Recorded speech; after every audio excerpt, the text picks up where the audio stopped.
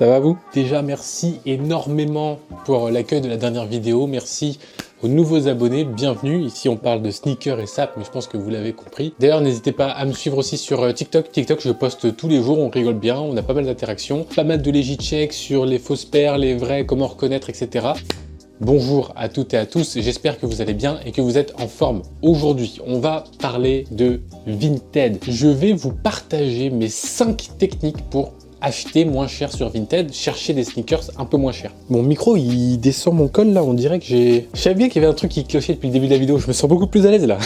Donc je vais vous parler de mes 5 techniques que moi j'utilise pour chercher des sneakers moins chers sur Vinted. Attention, on va pas parler de négociation, parce que si c'est pour aller envoyer un DM à un mec pour lui demander de baisser sa paire de 200 €, c'est pas ça qu'on va faire aujourd'hui. Là, on est sur aucune technique de forceur. J'ai posté ça sur TikTok et franchement, j'ai été surpris que pas mal de personnes n'avaient pas l'info. La première technique que moi j'utilise pour chercher des sneakers moins chers sur Vinted, c'est tout simplement de chercher les paires qui ont déjà été portées. Sur Vinted, il y a différents types de vendeurs. Il y a des vendeurs qui vont vendre des paires toutes neuves. C'est-à-dire que ce sont des gens qui ont acheté la paire, qui ont soit eu au tirage au sort sur SNKRS ou Confirmed, et qui vont la vendre sur Vinted avec l'étiquette, la boîte intacte, jamais portée, jamais essayée, pour pouvoir en tirer un prix plus avantageux. C'est-à-dire que si la paire elle vaut 160 € chez Nike, ils peuvent la vendre 250, 300 € sur Vinted selon la rareté de la paire. Ok, ça c'est un premier type de vendeur. Ensuite, on va avoir les vendeurs qui nous font croire que c'est du vrai, mais en fait c'est du faux. Ils essaient de se faire passer pour la première catégorie, mais en fait ce sont des arnaqueurs. Et la troisième catégorie de vendeurs de paires de chaussures sur Vinted, ce sont les gens qui vont vendre les paires qu'ils ont portées. Dans cette catégorie-là, il va aussi avoir des gens qui vont vendre la paire en dessous du prix actuel en fait de la paire. Ça peut être des gens qui connaissent pas du tout les sneakers, c'est juste qui ont acheté la paire un peu par hasard entre guillemets parce qu'elle les plaisait en magasin, mais sauf que depuis la paire a pris de la cote, elle a pris de la valeur. Ils sont peut-être au courant, peut-être pas, mais en tout cas ça les intéresse pas d'attendre 1000 ans que la paire se vende et ils préfèrent brader un petit peu la paire quitte à ce qu'elle soit sale et la vendre sur Vinted moins cher. Et c'est là que c'est intéressant. En fait, sur Vinted, vous pouvez trier vos recherches et donc quand vous allez chercher dans les 2 derniers critères d'état de la paire, de qualité de la paire, vous allez trouver des personnes qui ont porté les paires que vous cherchez et qui sont pas forcément en mauvais état. Il faut savoir qu'il faut bien distinguer le mauvais état et la détérioration. Et je vous assure qu'il y a beaucoup plus de personnes qui confondent les deux parce que la paire, admettons que vous achetez une paire qui cote un peu et en fait elle est juste sale, il faut bien la regarder, il faut demander des photos et tout. J'ai vu des paires que tu peux avoir beaucoup moins chères et qui sont authentiques, tout ça parce que les gens veulent se débarrasser, ils veulent pas la nettoyer, ils te l'envoient sale et tout. Je pense que c'est quand même un bon compromis pour avoir des paires de qualité correcte sans payer des milliers et des cents. Une deuxième astuce pour essayer d'avoir les paires moins chères, celle-ci va peut-être falloir un peu plus s'armer de patience, mais en tout cas, c'est de chercher le modèle et non le nom de la paire. Vous savez qu'il y a beaucoup de paires qui ont des surnoms. Par exemple, en ce moment, moi je cherche la Air Max 98 Gundam, qui est pour moi une pépite. C'est vraiment une paire Air Max de folie. Je trouve qu'elle est magnifique et je la voulais déjà à l'époque, c'est juste que j'avais pas du tout les moyens. C'est pas en tapant Air Max Gundam que vous allez tomber sur les meilleures offres, mais c'est en tapant Air Max 98, donc le modèle.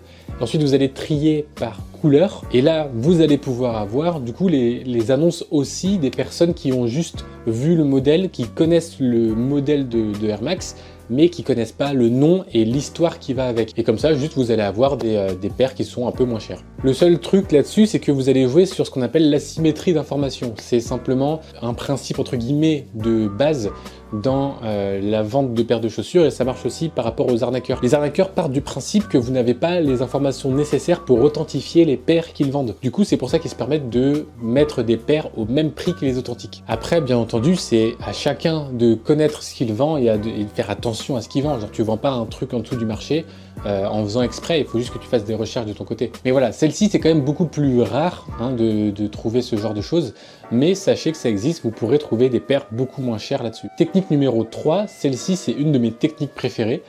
Vous allez sur Vinted, vous allez chercher votre paire et vous allez tout simplement regarder les annonces les plus anciennes. Admettons, vous avez une paire, voilà, chez vous, vous êtes vendeur, vous avez une paire que vous avez eue sur SNKRS, à l'heure actuelle, elle cote 500 €, ok, vous la mettez à 550 parce que vous voulez tirer un bon billet.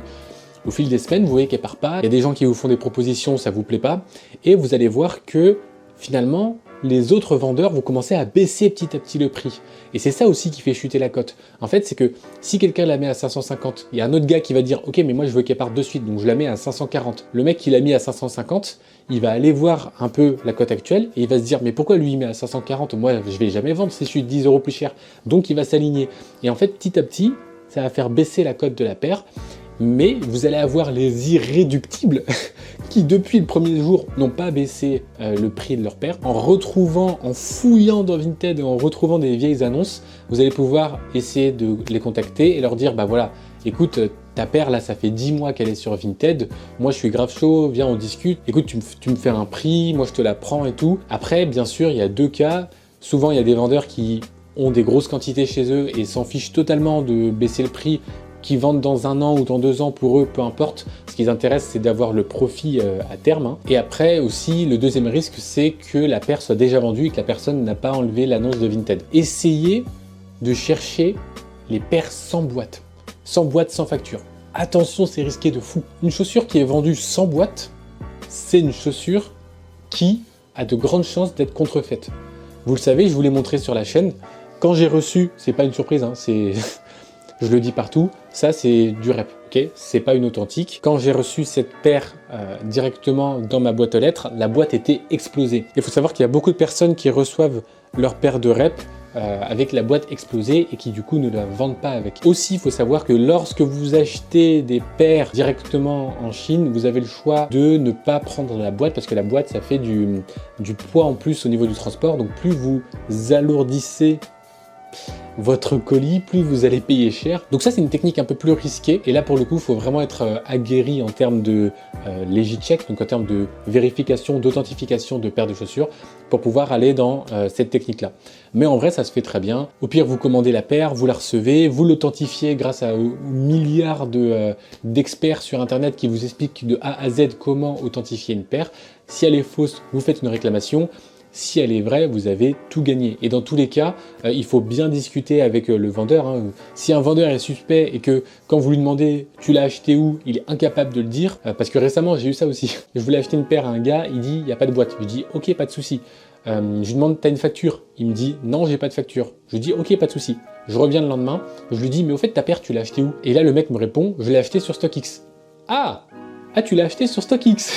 Ça tombe bien parce que quand tu te connectes sur StockX, tu peux retrouver les factures et retrouver l'historique d'achat. Donc frérot, envoie-moi une capture d'écran. Le mec a disparu des radars, il ne m'a plus parlé, il a annulé la vente, etc.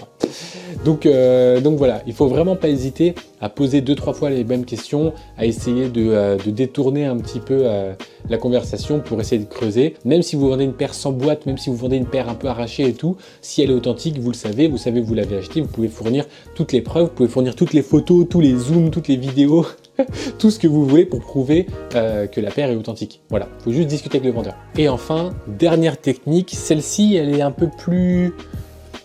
Je dirais que ça dépend des paires, mais c'est de faire des recherches par ville. Sachez que lorsque vous tapez le nom de la paire que vous voulez sur Vinted et que vous mettez la ville derrière, vous allez avoir les annonces qui sont dans votre ville. Donc, admettons, vous êtes de Marseille, vous tapez Jordan Travis Marseille, et là, vous allez tomber sur toutes les annonces de Marseille.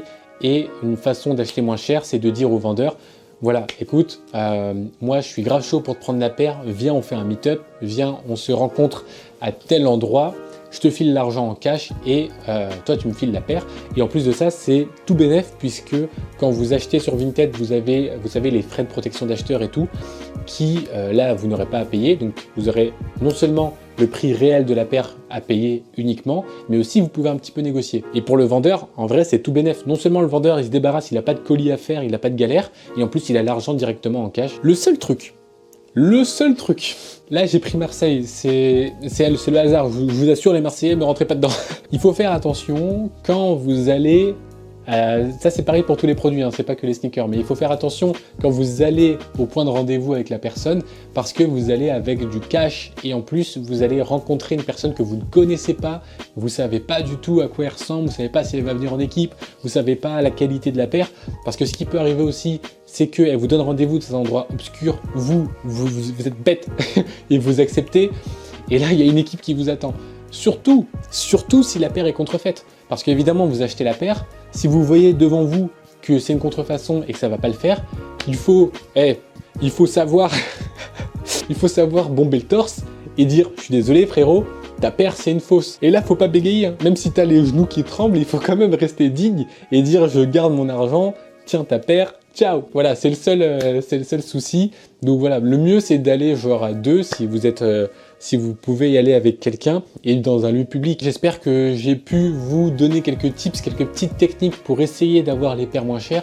Je rappelle que Vinted, c'est bien sûr d'échanges entre particuliers et on se doit le respect, que ce soit le vendeur, que ce soit l'acheteur. Ne négociez pas trop dur parce que c'est pas bien vu. Le vendeur, essayez d'être compréhensif aussi, essayez de vous adapter au marché un petit peu, vendez pas trop cher, ça sert à rien, vous vendrez jamais. J'espère que la vidéo vous a plu. Encore une fois, je rappelle que je suis dispo sur TikTok, n'hésitez pas à me rejoindre. On est déjà plus de 5000, j'ai passé les 5000 abonnés sur TikTok, truc de fou. Et on se dit à plus tard, c'était Brice.